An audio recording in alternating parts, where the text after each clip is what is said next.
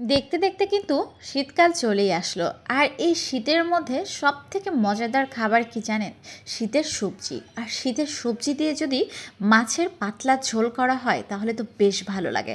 এই তো ইভানের বাবা বাজার থেকে মাছ নিয়ে চলে আসছে। তো মাছগুলো কিন্তু কেটেই নিয়ে আসে বরাবরই, বড় মাছগুলো। আর যেগুলো একটু ছোট মাছ হয় সেগুলো আমার হেল্পিং হ্যান্ড খালা কেটে দেয়। আর এদিকে আমি মাছগুলো পরিষ্কার করে নিয়ে এই যে মেখে নিচ্ছি, এগুলো এখন ভেজে নিব।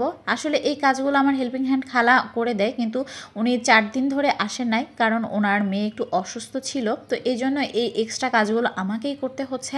তো এইদিকে আমি এই যে মাছগুলো সুন্দর মতো ভেজে নিচ্ছিলাম, আর এর মধ্যেই কিন্তু কলিং বেলের আওয়াজ শুনতে পেলাম। আলহামদুলিল্লাহ, আজকে কিন্তু 4 দিন ছুটি কাটিয়ে আমার খালা চলে আসছে।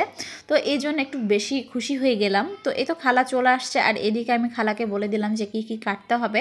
তো খালা এগুলো এখন আমাকে সব জোগাড় করে দিচ্ছিল। আর এদিকে এই ফাঁকে আমি মাছগুলো ভেজে নিচ্ছিলাম, আর খালা টুকটুক করে আমার এই কাজগুলো আগিয়ে দিচ্ছিল। খালা অনেক সহজ সরল একজন মনের মানুষ, অনেক ভালো সুসম্পর্ক তার সাথে আমার। প্রায় 3 বছর হতে চললো সে আমার কাজে এরকম সাহায্য করে। তো তার সাথে কখনোই আমার মনোমালিন্য বা ভুল বোঝাবুঝি হয় নাই।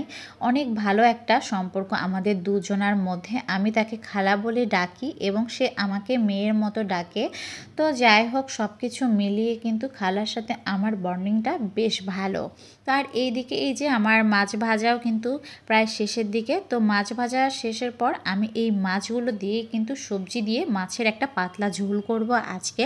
আর শীতের মধ্যে এই পাতলা ঝোল খেতে আমার বেশ ভালো লাগে, আর এটা আমার সাহেবও বেশ পছন্দ করে। ও বরাবরই আমার হাতের রান্না একটু বেশি পছন্দ করে। আর এদিকে খালারও এই যে সব কিছু কেটে বেছে পরিষ্কার করে দেওয়া হয়ে গেছে। তো এগুলো দিয়ে আজকে আমি এই মাছের ঝোলটা করব। আর এইদিকে একটা ফ্রাই প্যান বসিয়ে দিয়েছি। এখানে আমি পরিমাণ মতো লবণ, হলুদের গুঁড়ো, মরিচের গুঁড়ো আর কিছুটা আদা, রসুন আর জিরের পেস্ট দিয়ে দিলাম। তো এগুলো দিয়েই মাছটা আমি রান্না করব, কারণ মাছে অতিরিক্ত মশলা হলে কিন্তু মাছের ঝোলটা খেতে ভালো লাগে না। মাছে যতটা মশলা কম দেওয়া যায় মাছের তরকারিটা কিন্তু তত বেশি মজাদার হয়। আর এই তো এই সবজিগুলো এখন আমি এর মধ্যে দিয়ে নিলাম। আর এই সবজিগুলো আমি কিছুক্ষণ নেড়ে চেড়ে নিব, কারণ সাথে সাথে পানি দিয়ে দিলে কিন্তু রান্নার মজাটাই থাকে না। তো এটা আমি কিছুক্ষণ ভেজে নিব মশলা দিয়ে। তো তারপর এখানে আমি কিছুটা পানি অ্যাড করে তারপর রান্নাটা বসিয়ে দিব। যারা আমার ভিডিওটা দেখছেন তারা কিন্তু অবশ্যই লাইক, কমেন্ট, শেয়ার করে দিবেন। আর যারা পেজটা এখনও ফলো করে দেন নাই অবশ্যই কিন্তু পেজটা কিন্তু ফলো করে দিবেন।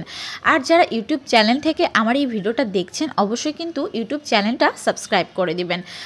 আর এই তো ঝোল দেওয়ার পর কিছুক্ষণ আমি ঢাকনা দিয়ে ঢেকে রেখে রান্না করে নেব। আর বলক চলে আসলে এখানে আমি ভেজে রাখা মাছগুলো দিয়ে দিলাম, এবং এরপর আরও 15-20 মিনিট আমি রান্না করে নিব একদম মিডিয়াম আছে। তো আজকের ভিডিওটা এই পর্যন্তই। সবাই ভালো থাকবেন, সুস্থ থাকবেন। দেখা হবে নেক্সট ভিডিওতে। আর ভিডিওটা কেমন লেগেছে অবশ্যই কমেন্ট করতে কিন্তু ভুলবেন না।